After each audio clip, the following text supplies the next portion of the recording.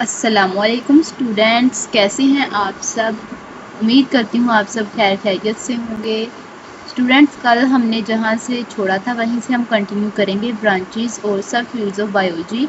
Biology की जो major fields हैं हमने कल से स्टार्ट किया था, मॉर्फोलॉजी और एनाटॉमी पढ़ी थी, और नेक्स्ट ब्रांच है फिजियोलॉजी।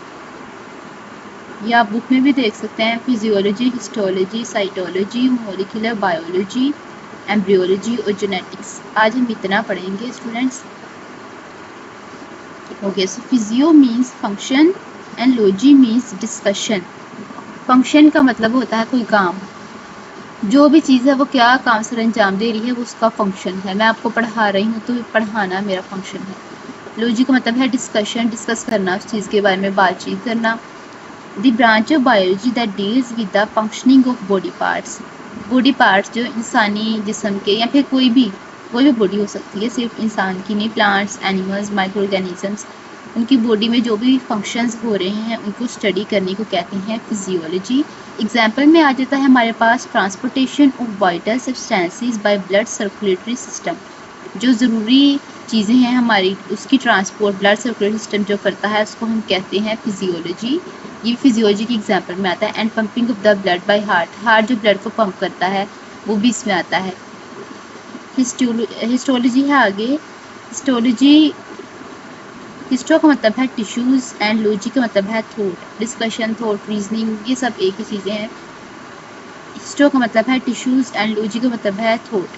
स्टूडेंट्स, यहाँ पे इंटरेस्टिंग एक बात ये है कि फिजियो का मतलब है फंक्शन, तो यहाँ पर भी फंक्शन ही आ रहा है। उसके बाद हिस्टोलॉजी का मतलब है स्टडी ऑफ टिश्यूज़, फिर हिस्टो का मतलब टिश्यूज़ है तो यहाँ पे भी माइक्रोस्कोपिक स्टडी ऑफ टिश्यूज़ है। फिर साइटोलॉजी में साइटो का मतलब है सेल, तो फिर यहाँ पे भी स्टडी ऑफ सेल्स आ रहा है। इस तरह अगर आप इनके मीनिंग पढ़ लेते हैं तो आपको डेफिनेशन याद करने में आसानी हो जाएगी। It is a microscopic study of tissues. Microscopic का मतलब है माइक्रोस्कोप में टिश्यूज़ को स्टडी करना। इलेक्ट्रॉन माइक्रोस्कोप में टिश्यूज़ को स्टडी करने को कहते हैं हिस्टोलॉजी। ओके, इसमें आ जाती है इम्पोर्टेंस में आती है डिजीज़ डायग्नोसिस, बीमारियों का पता चलाना। उसके बाद है ड्रग स्टडीज़, ड्रग्स को स्टडी करना, जैसे निकोटीन है एक drug. And understanding organ structure and functions, organ के स्ट्रक्चर और फंक्शन को समझना। ये तीनों आ जाते हैं हिस्टोलॉजी में। एंड एग्जाम्पल में आता है हमारे पास exploring structures of different tissues such as epithelial, connective, nervous tissues etcetera. Epithelial tissues को एपिथेलियल के ऊपर वाली लेयर होती है, कनेक्टिव टिश्यूज जो कनेक्ट करते हैं, नर्वस सिस्टम जो नर्वस सिस्टम के टिश्यूज़ हैं, नर्वस टिश्यूज़, इनकी स्टडी सारी आ जाती है हिस्टोलॉजी में। नेक्स्ट हमारे पास ब्रांच है साइटोलॉजी। साइटो का मतलब है सेल और लॉजी का मतलब है रीजनिंग, अगेन स्टडी, डिस्कशन, ये सब लॉजी में आते हैं। डेफिनेशन है, it is the study of cells which are the building blocks of life. जो ज़िंदगी बनाते हैं सेल्स, उनकी स्टडी को हम कहते हैं साइटोलॉजी। साइटोलॉजिस्ट किसे कहते हैं? Scientist who study cells are called cytologist. जो साइंटिस्ट स्टडी करते हैं सेल्स को कहते हैं cytologist. Task of cytologist, cytology का क्या जॉब होती है इनकी? Unravel the fundamental structures of cells and their organelles. उनके स्ट्रक्चर्स को पढ़ते हैं, समझते हैं उनके स्ट्रक्चर्स को, सेल्स के और ऑर्गेनल्स की। सेल्स में आता है जैसे स्किन सेल्स होते हैं, हेयर सेल होते हैं, और ऑर्गेनल्स में आ जाता है जो सेल के अंदर जो साइटोप्लाज्म में एम्बेडेड होती हैं चीज़ें, जैसे है माइटोकॉन्ड्रिया, साइटोप्लाज्म, एंडोप्लाज्म, रेटिकुलम, ये सारी ऑर्गेनल्स हैं। ऑर्गन और ऑर्गेनल्स में डिफरेंस है students. Study mechanism of cell division, और मैकेनिज्म का मतलब है अमल, सेल डिवीजन का मतलब समझते हैं कि सेल कैसे डिवाइड होता है, उसको पढ़ते हैं ये। एग्जाम्पल है study of the structures of various types of cells such as xylem and phloem cells and in plants and skin cells in animals. Structures को समझना और वेरियस टाइप्स ऑफ सेल्स, काफ़ी सारी टाइप्स हैं सेल्स की, इनके structures को समझना, जैसा कि है जाइलम एंड फ्लोएम सेल्स।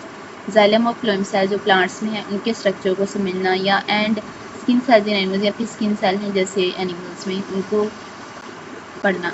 इसमें आ जाती है साइटोलॉजी। अच्छा, साइटोलॉजी के बारे में एक इंटरेस्टिंग फैक्ट है, फन फैक्ट है, human body contains about 5 trillion cells.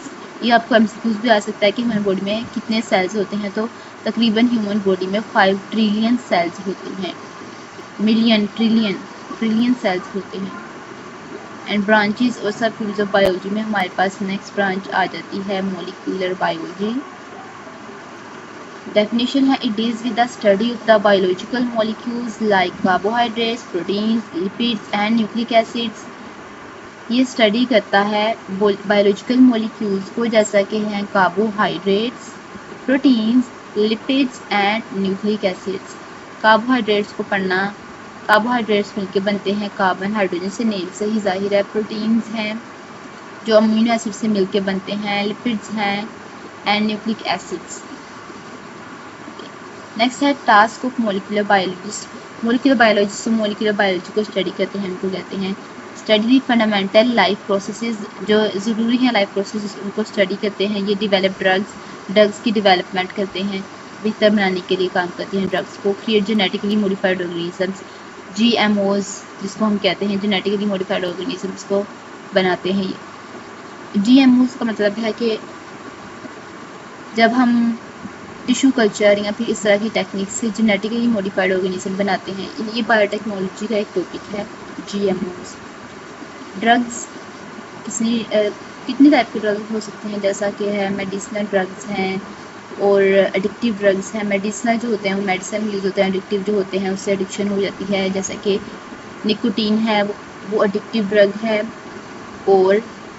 और हमारे पास जैसा कि एंटीबायोटिक्स हैं वो मेडिसिनल ड्रग्स में आ जाते हैं। एग्जांपल्स हैं grasping processes such as DNA replication, gene expression, as well as applying these concepts for many purposes such as drug diagnosis. Grasping का मतलब है अंडरस्टैंडिंग, समझना।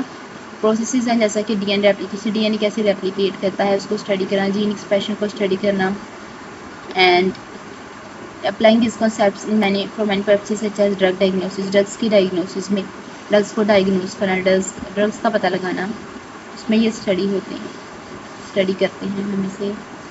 नेक्स्ट ब्रांच है एम्ब्रियोलॉजी। एम्ब्रियोलॉजी की डेफिनेशन में आता है, it is the study of the process of development of a fertilized egg. Development का मतलब है फर्टिलाइज्ड एग कैसे बनता है, उसके बनने का प्रोसेस। एक होती है ग्रोथ, एक होती है डेवलपमेंट। ग्रोथ से पहले जो प्रोसेस होता है स्टूडेंट्स वो होता है डेवलपमेंट का। इसमें डेवलपमेंट को स्टडी करते हैं फर्टिलाइज्ड एग की। वो फर्टिलाइज्ड एग कैसे एक ऑर्गेनिज्म में बदल जाता है, चाहे वो प्लांट्स में हो, एनिमल्स में हो या फिर माइक्रो ऑर्गेनिजम्स में हो। Task of embryologist. एम्ब्रियोलॉजिस्ट वो होते हैं जो एम्ब्रियोलॉजी को स्टडी करते हैं, study the tissue and organ formation. Tissue और ऑर्गन की फॉर्मेशन को स्टडी करते हैं, टिश्यू कैसे बनता है, ऑर्गन कैसे बनता है, ताकि ये समझ सकें कि फर्टिलाइज्ड एग से एक ऑर्गेनिज्म बनता कैसे। आइडेंटिफाई बर्थ डिफेक्ट्स, बर्थ के डिफेक्ट्स को समझते हैं कि पैदाइश के दौरान कैसे ऐसे डिफेक्ट्स हुए हैं, कि जैसे कि कुछ बच्चों में बीमारी होती है, डवार्फिज्म की बीमारी है जैसे, और इस तरह की बीमारियाँ कैसे आती हैं। कुछ एबनॉर्मल बच्चे होते हैं तो वो कैसे होते हैं, इसको आइडेंटिफाई करते हैं।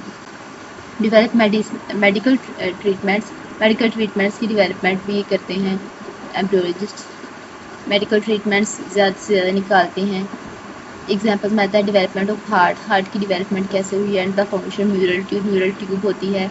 जब ह्यूमन एम्ब्रियो डेवलप कर रहा होता है तब न्यूरल ट्यूब बनती है, सिर्फ ह्यूमंस में नहीं बाकी ऑर्गेनिज्म में भी बन सकती है। नेक्स्ट आते हैं genetics. Its definition deals with the study of transfer of characteristics from parents to offspring. Transfer है बदलना, कैरेक्टरिस्टिक्स पेरेंट्स से ऑफस्प्रिंग में कैसे कन्वर्ट होती हैं। ट्रांसफ़र मतलब कन्वर्ट होना, जाना उसमें। तो कैरेक्टरिस्टिक्स जो खसूसियात होती हैं पेरेंट्स की वो उनकी औलाद में कैसे चली जाती हैं। जैसे आप दिखते हैं वैसे ही आपके वालिद साहब, आपकी वालदा, वो भी वैसे ही नज़र आ रहे होते हैं ना, थोड़ी थोड़ी आपकी उनसे मुशाबत होती है, तो वो उस वजह से होती है। रिजेम्बलेंस जो है हमारे पेरेंट्स के साथ। टास्क ऑफ जेनेटिसिस्ट वो होते हैं जो जेनेटिक्स को स्टडी करते हैं, study the causes of genetic disease के काजेज को स्टडी करते हैं। Develop better varieties of plants और एनिमल्स की बेहतर वैरायटी लेके आते हैं ये जेनेटिसिस्ट। ये भी जीन्स को स्टडी करने के बाद ये भी पॉसिबल है बायोटेक्नोलॉजी से। जो GMO है वो भी बायोटेक्नोलॉजी से रिलेटेड है। एग्जाम्पल्स में आ जाता है inheritance of physical traits such as. Inheritance का मतलब है लेना, मतलब हम अपने वालिदैन से लेते हैं ट्रेट्स। इनहेरिटेंस मतलब इनहेरिट करना, विरासत में होना। तो हम अपने पेरेंट्स से लेते हैं eye colour, hair colour, height etcetera. Eye colour हमारा पेरेंट्स से मिल सकता है, हेयर कलर भी मिल सकता है और हाइट भी हमारी पेरेंट्स से ही रिजेंबल करती है। तो आज के लिए स्टूडेंट सिर्फ इतना ही पढ़ेंगे। आप ये स्क्रीनशॉट्स ले लें। उम्मीद करती हूँ कि आपको आज का लेक्चर समझ आ गया होगा। मिलते हैं हम अगले लेक्चर में, तब तक के लिए अल्लाह हाफिज़।